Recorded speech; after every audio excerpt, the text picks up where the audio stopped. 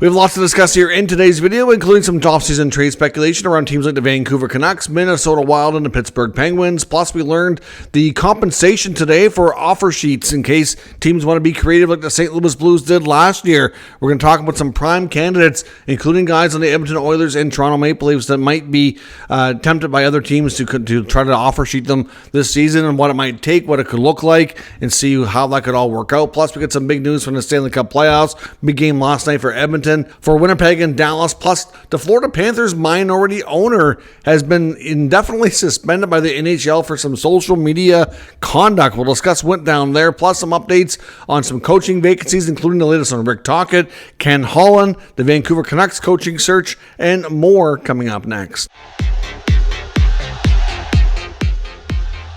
So welcome back to another video here at Top Shelf Hockey. As I mentioned, we have lots to discuss. As usual, we'll start with some playoff updates. Of course, last night saw a big game in the Edmonton Oilers dominating Vegas 3-0 to take a commanding 3-1 series lead. The Edmonton Oilers got goals from Adam Henrique and Evander Kane. It was a pretty solid game overall. Stuart Skinner gets a shutout. I know I was one of the skeptics wondering if they could trust him to get the job done after a letdown in the previous game, but he came through. He wasn't amazing. He didn't need to be, but he made the key saves at the right moments, a couple of big ones, and got the job done. So the Oilers pick up a very significant win. Of course, they'll now head to Vegas for Game 5, and we'll see what will happen, of course, with that outcome. But, of course, big win there, 3-1 series lead. They're going to try to close it out, see if they can end this series in 5 games, or if it gets pushed back to Edmonton, where they've been really, really good for Game 6. Tonight's game, of course, features Winnipeg versus Dallas.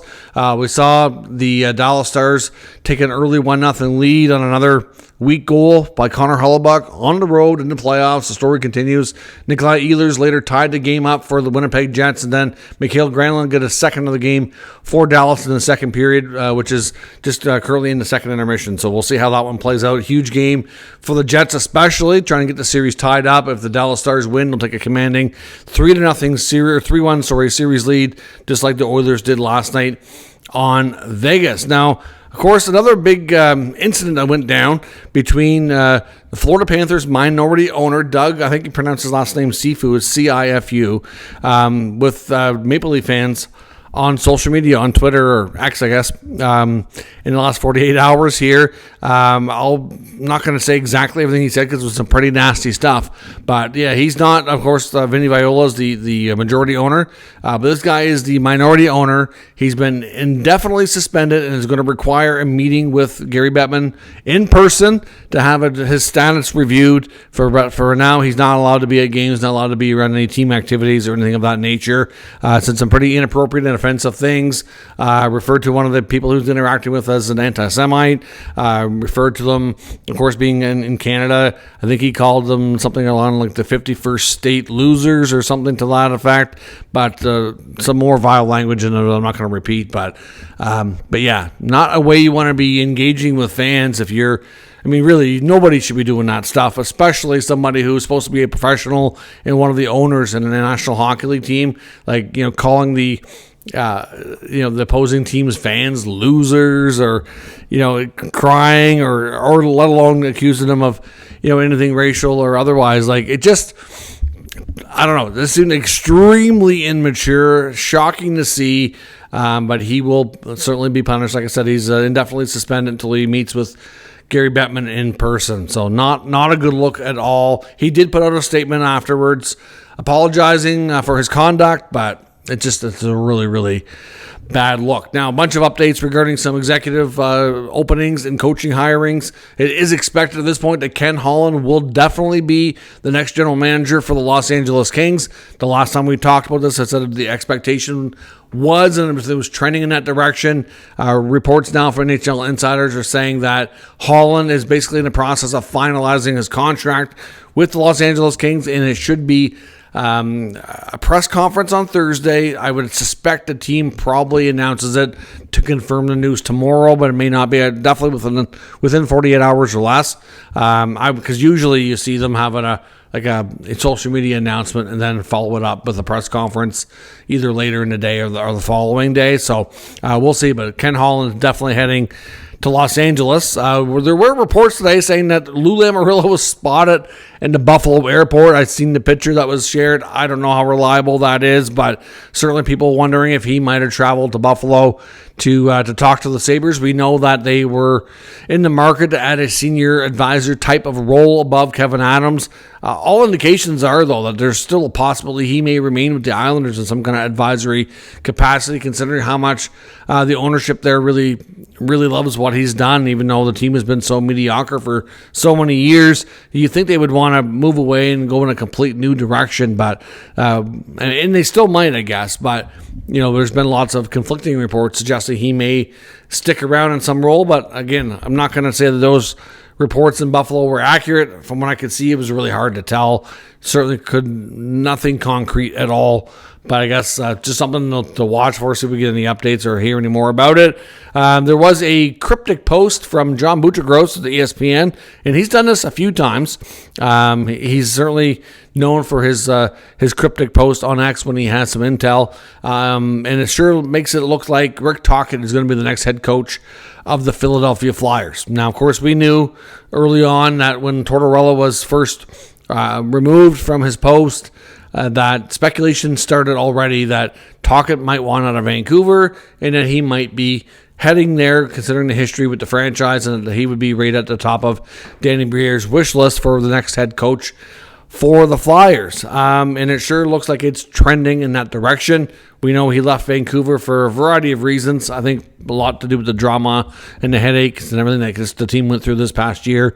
We heard that he preferred to be on the East Coast, but he had been talking to teams like Seattle, Boston, Philly, and even Elliot Friedman went on to say that basically Tocchet is in such demand that he's interviewing the teams more so than they're interviewing him. I think he could have any of those jobs if they really wanted to. It was believed, though, Boston might not be, as much as they'd like him as a coach and as much as there probably is an argument there that he'd be a good fit, that a lot of the insiders didn't think that he was going to go to Boston because they typically have not paid top dollar for coaches. They've been a little stingy in that area, and while Tocchet is looking to come in north of $4 million a year, which is probably more than Bruins want to pay. So for that reason, it was expected he probably wouldn't end up there. I'm not sure what Seattle was offering, but it was believed he was very high on their radar as well. And now, of course, the Flyers. We'll see if Buccigross's cryptic post here is onto something, but it sure looks like that's the way things are going. The Vancouver coaching vacancy appears to be down to about 3 or 4 guys. Reports from Vancouver media suggest that it's basically down. They're going to have it down to a short list, conduct further interviews, and hopefully won't take too long for a decision. But Manny Malhotra, of course, who's coaching their AHL team, has history with the team as well. Adam Foote, currently there's an assistant coach in the mix. Marco Sturm to some degree as well, looking to come up from the American Hockey League. Obviously didn't get the job in LA, who he's with the Ontario Reign franchise right now for LA. So he's I think open to leaving the franchise because they hired Jim Hiller over him. So I think he's ready to jump ship if he can get an NHL opportunity. And Mitch Love, who's currently working in Washington as an assistant coach, formerly of the Flames organization, in the mix there too. And of course, he can't really do too much until their season is over. And of course, the Washington Capitals are down 3-1 to the Hurricanes right now, but they're trying to fight back and see if they can get back in that series. So we'll have to wait and see here what happens. But those are the names that are being heard for the Canucks coaching vacancy. Now, as I mentioned, we got some pretty important news today from the NHL. Always around this time of year, we get the numbers from the NHL for what it offer sheet compensation, if you will. So, of course, we saw the St. Louis Blues be successful and active in this market last year, drawing 2 players away from the Edmonton Oilers, who were in a very tough salary cap situation. So here are the numbers. Now, I'll show you a graphic here just to easily follow along, but anything under $1.54 million, you don't have to offer compensation at all. $1.54 million to $2.34 million, it's a third-round pick as the comp. $2.34 million up to $4.68 million is only a second-round pick. $4.68 million to $7.02 million requires a first and a third round pick. $7.02 million, upwards of $9.36 million is a first, second, and third. So now you're getting into a pretty high level player, and you're giving up 3 picks. I mean, that's really not that bad when you think about it. Between $9.36 million and up to $11.7 million, it's 2 first, a second, and a third. And then anything over $11.7 million is the high category, which has always been this way, of 4 first-round picks. Now, of course, you have to have your own draft picks for the following draft is how this works. So you're looking at the 2026 draft at this point. You got to remember these restricted free agent contracts don't technically expire, and they're not RFAs where they can actually sign an offer sheet until after July 1st, because all the contracts go right till June 30th. That's why July 1st is free agency day. Same thing applies to RFAs. So you're not going to see an offer sheet signed and have 2025 draft capital be used as compensation. It's going to be 2026. So you have to have your own picks.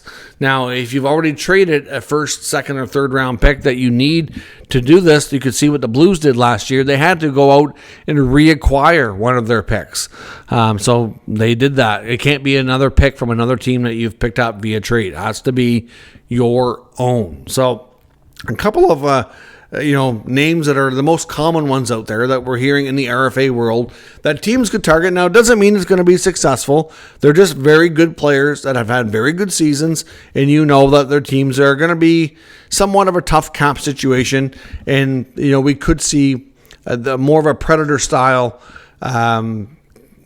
offer sheet. That's what I'd call what St. Louis did. They saw a team that was in a real pickle and probably wouldn't be able to match it, and took advantage of it. If you see guys that are on teams that are really good players, and let's say that you think they're probably going to get, say, $6 million, but you want to offer them 7 or 8 and try to pry them away, but their other team has lots of cap space and is not that tight, then they're probably just going to match it to keep the player. So they're a lot less likely to be successful. You got to pick your spots, and the Blues were very strategic with how they went about things last year. So clearly, I think you're probably going to see teams learn some stuff from that. But the names that we're talking about here are Evan Bouchard in Edmonton, Matthew Knies in Toronto. I don't want to see either fan base getting all up in a tibby going, oh, they're never going anywhere. They're going to get signed. Yeah, you're probably right. And it doesn't mean that these players want to leave, but they are good players that other teams really like. That's what I'm getting at. And other teams are going to consider trying. Doesn't mean it's going to work. So for Matthew Knies in Toronto, as we talked about before, the Leafs have a good amount of cap space. But to be honest, if you give Matthew Knies what his fair market value would be, for example, according to AFP Analytics, he's probably pushing $7 million. Or probably just a little shy of $7 million on like a 6-year deal if he goes long term. That would be what he's looking at. We know Marner's going to be in the $14 million range, somewhere's around pretty much what Matthews is getting, or very close to it. And then of course Tavares, we know he wants to stay. He's actually played pretty well this year, so really, I mean, if I'm Toronto, I'm interested in keeping him as well. Now, of course, you want to take less than $11 million, but based on how he's played, he could probably justify asking for 7.5, 8. So, depending on what these guys all get, the cap space could get used up on like their whole cap availability on these 3 guys.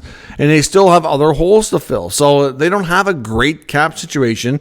Now, if one of Marner or Tavares doesn't come back, then that'll create a whole new cap scenario, and signing Knies will be a lot less complicated. It'll be a lot less likely to be a target for an offer sheet. And I don't think Matty Knies wants to leave Toronto at all. I think he loves it there. I think he's been a good fit. Obviously, him and he's got a good relationship with Matthews.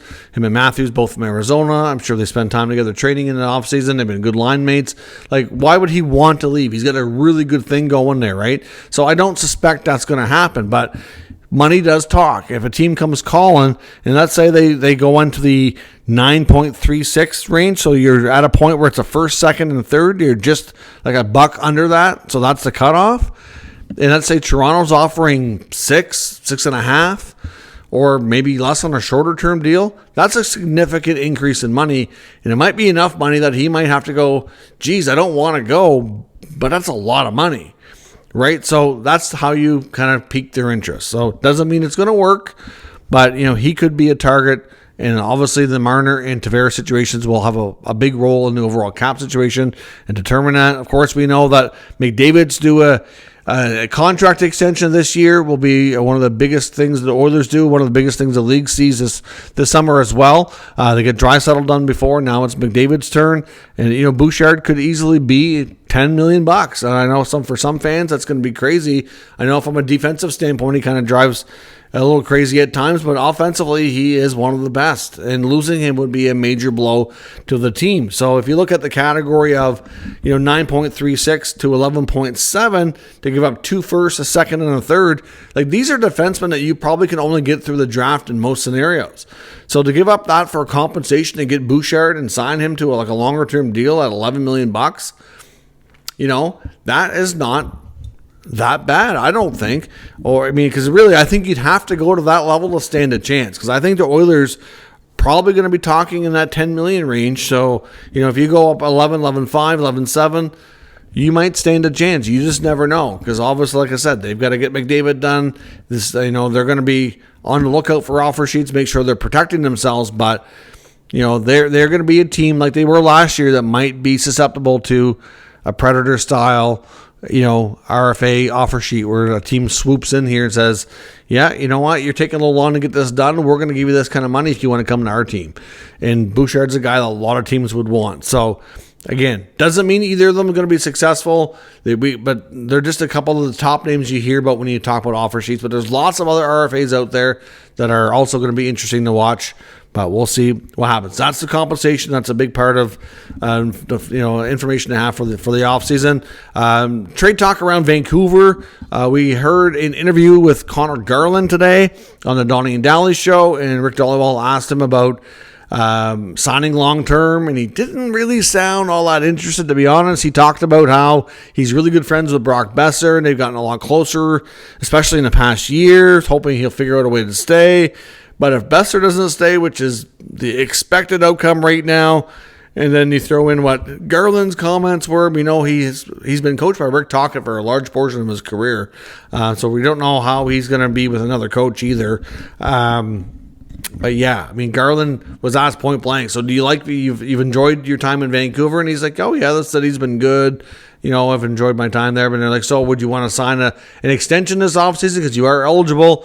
And all he said was, well, I got a good agent. My agent will take care of all that stuff. Like, he didn't really come out and say, oh, I love it there. I'd love to get that done. Nothing. Like, there was no vote of confidence for the team or the city or nothing. And it just kind of made a lot of people feel like he's probably a goner as well. So again, if they realize he's not going to sign an extension, is another guy that could be on the trade watch this summer. So we'll see where things go with Garland and the Canucks. And of course, we've talked about Marco Rossi being a trade chip for the Minnesota Wild. Good young player, smaller in stature. Seems like they want a different kind of player. And we've heard about a few teams maybe looking at him as a trade target. A new team has emerged too through different reports that the Pittsburgh Penguins were probably going to be watching him as well. Pittsburgh Hockey Now, Dan Kondritsky, latest article suggests that he thinks that Kyle Dubas and the Penguins will be definitely be interested in Rossi should he be available, and it's expected he's going to be. So we know that he's been retooling this team, trying to add more young talent, more draft picks, more for the future. So expect that to continue. And Rossi could be a good pickup. Like, it's widely expected that this could be the final year for Evgeny Malkin.